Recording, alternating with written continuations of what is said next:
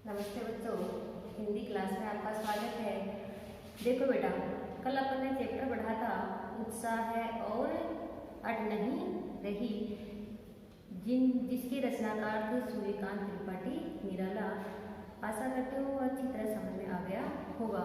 अब देखो बेटा, आज हम क्षितिज का चैप्टर 8 पढ़ते हैं, जिसका शीर्षक है कन्यादान और इसके कवि है ऋतुराज। एक बात आपको ध्यान में रखने के लिए बता देती हूँ कि सिलेबस से बहुत सारे चैप्टर क्षितिज से हटा दिए गए हैं, जिसमें अपने क्षितिज में जो चैप्टर है वो पहला सूरदास जी, दूसरा तुलसीदास जी और पांचवा चैप्टर उत्साह और अट नहीं रही, और उसके बाद में 8वां चैप्टर है कन्यादान।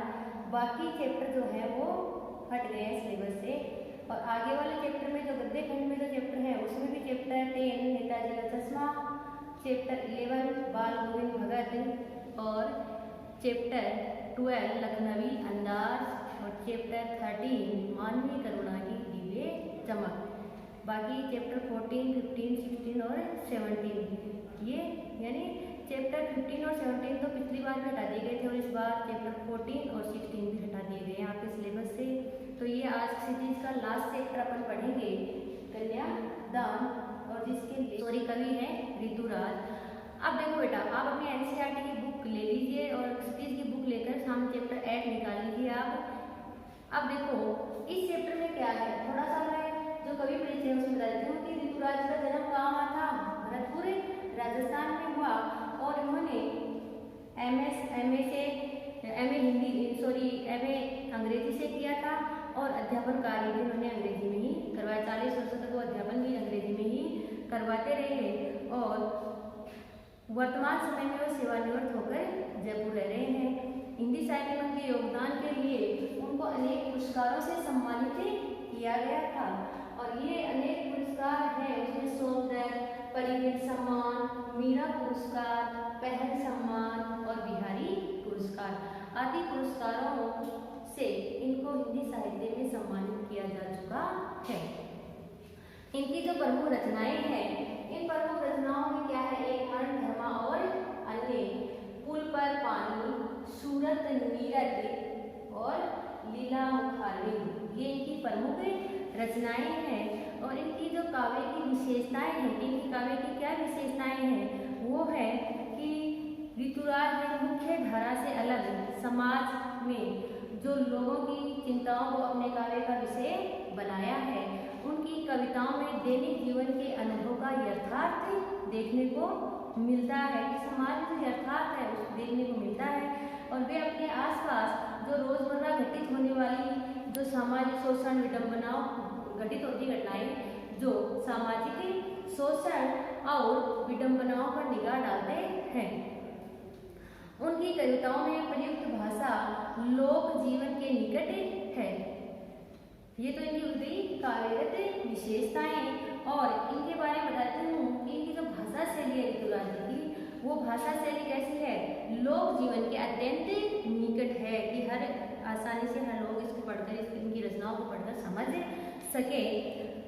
उन्होंने भाषा में तत्सम शब्दों के साथ साथ तद्भव शब्दों का भी प्रयोग किया है, और जो उनके छंदों के बंधन में पड़े बिना छंद मुक्त कविताओं की रचना की है, और जिनमें समाज के लिए संदेश निहित है।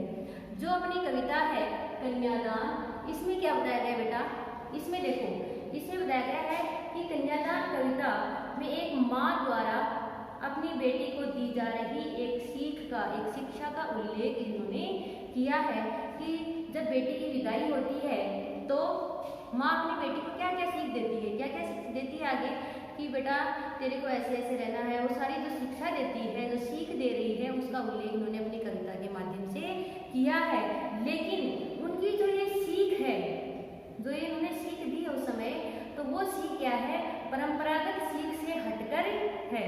इसके माध्यम से वह बेटी को जीवन पथ पर चलने के लिए प्रेरित करती है। परंपरागत सीख से हटकर कैसे बताया गया है कि लगभग जो माँ होती है वो लगभग अपनी बेटी को विदा होते समय ये सीख देती है कि बेटा बोलना मत, तो जैसे कहीं वैसा रहना है तेरे को, चाहे वो कुछ भी कहें तेरे को उनके अकॉर्डिंग ढलना है। लेकिन यहाँ ऋतुराज जी ने इस अपनी जो कविता है कन्यादान, इसमें उन्होंने परंपरागत सीख से हटकर शिक्षा दी है। उन्होंने कहा है कि जहाँ पर आपको लगे कि मेरे साथ अन्याय हो रहा है उसको आप सहन मत करना। किसी भी प्रकार के सामाजिक बंधनों में कि अनेक प्रकार के सामाजिक बंधन होते हैं कि सुंदरता के लोग हो गए, जो शब्दों का बंधन होता है कि बहुत सुंदर है, बहुत सुशील है, बहुत संस्कारवान है, कि मेरी बहू तो इतनी सीधी है कि बोलती भी नहीं है, घूंघट नहीं हटाती। तो ये जो प्रशंसा के शब्द हैं वो एक क्या है, एक तरह का बंधन है। तो इनमें बंध के नहीं रहना है, अपनी प्रतिभा को वहाँ तक सीमित नहीं करना है। तेरे अंदर जो प्रतिभा है उसको सामने लाना है। हाँ, इतना जरूर है कि तू क्या मान लेता, समाज में लड़की को कोमल और सरल स्वभाव की माना जाता है। तो यहाँ पर क्या बताया गया है, यहाँ पर जो कवि अपनी कविता के माध्यम से जो माँ से सीख दिलवा, वो माँ सीख दे रही है कि बेटा लड़की हो ना, पर लड़की जैसे दिखाई मत देना। यानी सारे संस्कार, अपने संस्कारों के अनुसार सबके आगे का पालन करना, ठीक है। किसी के साथ बुरा व्यवहार नहीं करना है, अच्छी शालीनता में रहना है, अच्छी तरह सबके साथ व्यवहार करना है। लेकिन जहाँ पर तेरे साथ अन्याय हो रहा है वहाँ पर चुप नहीं रहना है और अपनी प्रतिभा को निखारना है। और नहीं तो रूप सौंदर्य का जो होता है कि सजना संवरना ये लड़कियों में होता है, तो ऐसा भी आपको नहीं करना। ये क्या है, ये भ्रम है, आगे बढ़ने के लिए रुकावटें हैं, बाधाएं हैं। तो ये सीख इस कविता के माध्यम से अपनी माँ को दे रही है। और विदाई के समय माँ का दुखी होना स्वाभाविक है कि एक माँ होती है वो ही जानती है कि बेटी को विदा करते समय वो कितना दुख होता है, क्योंकि उसको पूंजी मानती है, पूंजी की तरह सहेज कर रखती है वो, और वो जब विदा होती है तो बहुत दुखी होती है, ये सत्य है। और वह ऐसा महसूस कर रही है और अपने जीवन की पूंजी को दान में दे रही है। ऐसा लग रहा है जैसे अपने जीवन की जो पूंजी थी उसको दान में दे रही हो। और वो क्या कर रही है कि बेटी अभी समझदार नहीं हुई है, सांसारिक जो ज्ञान है, जो जीवन का यथार्थ है उसके बारे में उसको ज्ञान नहीं है, वो भोली है, तेंद। और वो जीवन में क्या है, सुख के जो सपने होते हैं वो मन में सजोए हुए हैं, और वो दुख की अभिव्यक्ति करना उसे अभी नहीं आता है। उसको ये लगता है कि जीवन इतना ही आसान है, इतना ही सुखी है, लेकिन उसको ये पता नहीं है कि जीवन का यथार्थ क्या है, इसमें कितने संघर्ष है, इनसे अनभिज्ञ है वो। और अपने जीवन में जो छल कपट है उनसे पूर्ण रूप से वो अनजान है। भावी जीवन के बारे में तैयारी करती हुई माँ अपनी बेटी को एक सीख दे रही है इस पाठ के माध्यम से कि पानी में झांककर अपने रूप सौंदर्य पर सम्मोहित मत होना, किसी प्रकार से अपने रूप सौंदर्य पर मत मोहित होना। और वो आगे कहती है कि ससुराल में वह आग का प्रयोग सिर्फ रोटियां सेकने के लिए ही करना है, न कि अपने को उस आग के हवाले कर देना। किसी प्रकार के यानी किसी प्रकार आवेश में आकर, उग्रता में आकर, परेशान होकर आग के हवाले अपने आप को नहीं करना है, क्योंकि आग को सिर्फ रोटियां सेकने के लिए ही है, अपनी जान को नहीं गंवाना है। और इसके अलावा वो और भी सीख दे रही है कि वस्त्र और जो आभूषण है वो जीवन के बंधन बताते हुए कह रही है कि इनमें उलझ कर अपना अस्तित्व नहीं भूलना है। ये सीख दे रही है माँ अपनी बेटी को कि जो वस्त्र आभूषण है इनके बंधन में बंधकर अपने जीवन का क्या अस्तित्व है, मुझे क्या करना है, उसको भूलना नहीं है। और अपने अंत में वो अपनी बेटी से यही कहती है कि लड़की के जो गुण होते हैं, शालीनता, सरलता, तो वो गुण बना के रखना, लेकिन उस कमजोरी मत दिखाना, कहीं पर भी कमजोर नहीं पड़ना तेरे को, कि किसी प्रकार की परिस्थिति आ गई उनसे घबरा कर तूने अपने आप को मिटा दिया, ऐसा भी नहीं करना है। और नहीं तेरे को किसी प्रकार का तेरे पर अत्याचार हो रहा था उसको चुपचाप सहने करना है, उसका सामना करने के लिए हमेशा तैयार रहना है। ये इस पाठ में बताया गया है। ठीक है बेटा, अब देखो अपन पढ़ते हैं सबसे पहले कवि परिचय। ऋतुराज का जन्म सन 1940 में भरतपुर में हुआ और राजस्थान विश्वविद्यालय जयपुर से उन्होंने अंग्रेजी में एमए किया और 40 वर्षों तक अंग्रेजी साहित्य के अध्यापन के बाद अब वह सेवानिवृत्त होकर जयपुर में रहते हैं। यानी अभी मैंने बताया था कि 1940 में इनका जन्म हुआ था राजस्थान में भरतपुर में, और उनका जो शिक्षा हुई थी वो राजस्थान विश्वविद्यालय से उन्होंने एमए किया और इंग्लिश में एमए करके अध्यापन का 40 साल तक वो इंग्लिश में ही अध्यापन कार्य करवाया। वर्तमान समय में वो सेवानिवृत्त होकर अब क्या कर रहे हैं, जयपुर में रह रहे हैं। और उनको जो अनेक उनकी जो 8 कविता संग्रह प्रकाशित हो चुके हैं, एक मरणाधर्मा और अन्य पुल पर पानी, सूरत नीरत और लीला मुखारविंद। तो इन रचनाओं में उन्हें प्रमुख है, इनकी जो रचनाएं हैं, बहुत सारी रचनाएं इनकी प्रकाशित हुई है, लेकिन इनमें ये रचनाएं प्रमुख हैं और इनको कई साहित्यिक पुरस्कार भी मिल चुके हैं, जिसमें सोमदत्त, परिमल सम्मान, पहल सम्मान, मीरा पुरस्कार और बिहारी पुरस्कार आदि पुरस्कारों से इनको सम्मानित भी किया गया है। मुख्य धारा से अलग समाज के हंसे के लोगों की चिंताओं को ऋतुराज ने अपने लेखन का विषय बनाया है। उनकी कविताओं में दैनिक जीवन के अनुभव का यथार्थ है और वे अपने आसपास रोजमर्रा में घटित होने वाली सामाजिक शोषण और विडंबनाओं पर निगाह डालते हैं। यही कारण है कि उनकी भाषा अपने परिवेश और लोक जीवन से जुड़ी हुई है। इनकी भाषा सरल, तद्भव और तत्सम शब्दों का प्रयोग करते हुए छंद मुक्त कविताओं पर, ताकि इनकी कविताएं आसानी से समझ में आ सके। अब देखो बेटा, वैसे तो मैंने इस पाठ का सारा आपको बता दिया है कि इस पाठ में क्या है, इस कविता में क्या संदेश दिया गया है हमें। एक बार अपन इसको पढ़ लेते हैं कि कन्यादान कविता में माँ बेटी को स्त्री के परंपरागत आदर्श रूप से हटकर सीख दे रही है। इसको अंडरलाइन कर लीजिए आप। कवि का मानना है कि समाज व्यवस्था द्वारा स्त्रियों के लिए आचरण संबंधी जो प्रतिमान गढ़ लिए जाते हैं कि आचरण संबंधी की बहुत सीधी, सरल, कोमल और कमजोर होती हैं, तो वे आदर्श के उल्लंघन में बंधन होते हैं। और वो क्या होते हैं, एक तरह के बंधन होते हैं जो आगे नहीं बढ़ने देते। कोमलता के गौरव में कमजोरी का उपहास छिपा रहता है। लड़की जैसा न दिखाई देने में इसी आदर्शीकरण का प्रतिकार है कि माँ अंत में कहती है इस कविता के कि लड़की होना पर लड़की जैसे दिखाई मत देना। तो इसमें क्या है कि इसमें एक आदर्शीकरण का प्रतिकार हमें देखने को मिलता है। बेटी माँ के सबसे निकट और उसके सुख दुख की साथी होती है, इसको अंडरलाइन कर लेना। इसी कारण से अंतिम पूंजी कहा गया है, यानी यहाँ से आपके प्रश्न बन जाएगा कि बेटी को अंतिम पूंजी क्यों कहा गया है। क्यों कहा गया है? क्योंकि बेटी ही क्या होती है, माँ के सबसे निकट होती है और सुख दुख में वो साथी होती है। ठीक है, भावनात्मक रूप से ज़्यादा लगाव माँ का किससे होता है, बेटी का ही होता है। और बेटी होती है उसका भावनात्मक लगाव माँ से होता है कि वो हर बात अपनी माँ को बताती है, सुख की दुख की, छोटी से छोटी बात भी। तो इसीलिए क्या कहा है, उन्होंने अंतिम पूंजी कहा है। कविता में कोई भावुकता नहीं बल्कि माँ के संचित अनुभवों की पीड़ा की प्रामाणिक अभिव्यक्ति है।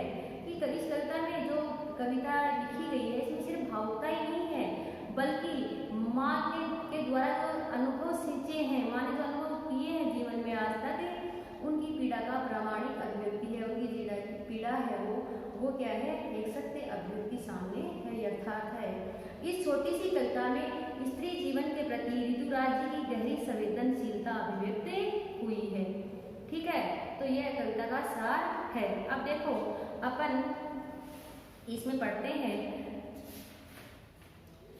कितना प्रामाणिक था उसका दुख लड़की को दान में देते वक्त, जैसे वही उसकी अंतिम पूंजी हो। अब इसमें कवि क्या कह रहे हैं, प्रामाणिक यानी वास्तविक, वक्त यानी समय। और अब यहाँ पर कह रहे हैं कि कन्या के विवाह के अवसर पर कन्या की माँ की दुखी, जो कन्या की माँ की जो मनोदशा हो रही है उस समय, उसी कवि अपनी कविता के माध्यम से कहता है कि लड़की के विवाह के अवसर पर लड़की का कन्यादान करते समय उसकी माँ का दुखी होना कितना स्वाभाविक है, वास्तविक ही था। यानी वास्तविक है वो दुख उनका, माँ का दुख क्या है, वास्तविक है, दिखावा नहीं है, सत्य है। एक ऐसा लग रहा था कि लड़की को दान में देते वक्त, कि लड़की को दान में देते समय ऐसा लग रहा था जैसे वही उसकी अंतिम पूंजी हो, कि जैसे लड़की की माँ अपने जीवन भर की जो पूंजी संचित की थी उसको दान में देने जा रही है। ऐसे में उसका दुखी होना स्वाभाविक था।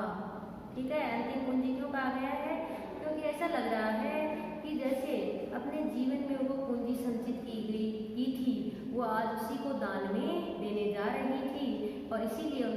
स्वाभाविक था। यानी प्रश्न क्या बन जाएगा कि माँ का दुख भी कन्यादान करते समय माँ का दुख स्वाभाविक था, कैसे? ठीक है, तो क्या था कि लड़की थी वो माँ अपने जीवन भर जो पूंजी संचित की थी वो उसी को आज दान में देने जा रही थी, इसलिए उनका दुख स्वाभाविक था, सत्य था, वास्तविक था। लड़की अभी सयानी नहीं थी, अभी इतनी भोली सरल थी कि उसे सुख का आभास तो होता था लेकिन दुख बांचना नहीं आता था। पाठिका थी वह धुंधले प्रकाश की, कुछ तुकों और कुछ लयबद्ध पंक्तियों की। तो कवि यहाँ पर क्या कह रहे हैं? आभास यानी महसूस होना, आभास यानी उसे सुख का आभास तो होता था, यानी सुख के बारे में थोड़ा बहुत जान तो थी, महसूस तो होता था। और वाचना यानी पढ़ना, पाठिका यानी पढ़ने वाला, धुंधले यानी स्पष्ट, और लयबद्ध यानी सुर ताल युक्त। तो इसमें क्या कह रहे हैं कि लड़की के भावी जीवन के प्रति माँ क्या है? चिंतित हो रही है यहाँ पर, और चिंतित होकर माँ कहती है कि लड़की अपने अभी सयानी नहीं थी, अभी इतनी भोली सरल थी। कि जो बेटी है, लड़की है, वो विवाह के समय इतनी सयानी नहीं हुई है, इतनी समझदार नहीं हुई थी, अर्थात उसे दुनियादारी की समझ उसे अभी नहीं आई थी, जीवन के अर्थात के बारे में वो नहीं जानती थी।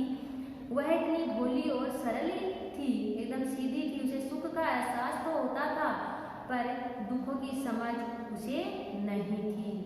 यानी सुख का आभास तो उसका था लेकिन उसको दुखों के बारे में उसको कुछ भी पता नहीं था।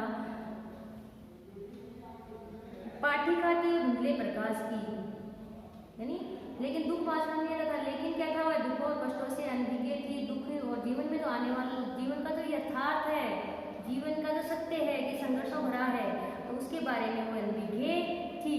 और उसे विवाह के सुखों का कुछ एहसास तो था, लेकिन ससुराल में कष्टों का उसे किसी प्रकार के कष्टों का उसे ज्ञान नहीं था। वह सुख में छिपे कष्ट से अनजान थी। पाठिका थी वह धुंधले प्रकाश की, कुछ तुकों और लयबद्ध पंक्तियों की। ये लयबद्ध और तुक युक्त पंक्तियों को ही पढ़ना जानती थी, अर्थात उसे यही ज्ञात पता था, यही ज्ञात था उसको कि जो विवाह है वो क्या है? आनंद है। एक आनंदित होने का नाम ही विवाह है कि गाने बजाने नाचना ये सब होते हैं, तो ये ही क्या है? इस आनंद का नाम ही क्या है? विवाह है। वह वास्तविकता से दूर काल्पनिक सुखों में जीती थी, उसे जीवन के वास्तविकता का अभी तक कोई पता नहीं था। वह नहीं जानती थी कि जीवन की सच्चाई क्या है। ठीक है, तो इसमें क्या है? माँ अपनी बेटी को भावी जीवन के प्रति इसमें माँ है वो अपने बेटे के भावी जीवन के प्रति चिंतित क्यों थी? यहाँ पर क्यों थी? क्योंकि उसकी बेटी अभी क्या थी? समझदार नहीं हुई थी, एकदम भोली वाली थी, सरल स्वभाव की थी। उसे सुखों की कल्पना तो की थी, लेकिन उसके जीवन में आने वाले दुखों के बारे में उसको ज्ञान नहीं था। वो जीवन के यथार्थ के बारे में कुछ भी नहीं जानती थी, और इसीलिए माँ क्या थी? अपनी बेटी के लिए चिंतित थी कि जो भावी जीवन है, उसका आगे आने वाला जीवन जो है विवाह के बाद में, उसके बारे में वो चिंतित इसलिए थी। और कन्या की माँ ने जो कन्या की माँ को जो दुख हो रहा है उसको आप कितना प्रमाणिक मानते हो? क्यों मानते हैं? क्यों मानते हैं बेटा? इसमें देखो कि कन्या की माँ का जो दुख है वो पूर्णतः क्या है? सत्य है, वास्तविक है। कि एक बेटी को जब माँ विदा करती है तो उसको बहुत दुखी होता है, क्योंकि अपने जीवन में उसको अपने जीवन में पूंजी की तरह वो सहेज कर रखती है। और वही कि उसको ऐसा लग रहा है कि यही एकमात्र पूंजी थी जिसको अपन सुख दुख के बारे में अपन बांटते थे, बातचीत करती थी, और अब वो विवाह के बाद क्या हो जाएगी? माँ एकदम से अकेली रह जाएगी। ठीक है बेटा, आज अपन इतना ही पढ़ते हैं, आगे कल देखेंगे। और आशा करती हूँ कि इतना जो पढ़ा है अपन ने, कवि परिचय के बारे में बताया, इस पाठ की पूरी समरी मैंने बताई, और जितना मैंने पढ़ाया है वो अच्छी तरह से समझ में आ गया होगा। और एक बार आप बैठकर दोबारा इसे ढंग से पढ़ लीजिए ताकि अच्छी तरह से समझ में आ जाए।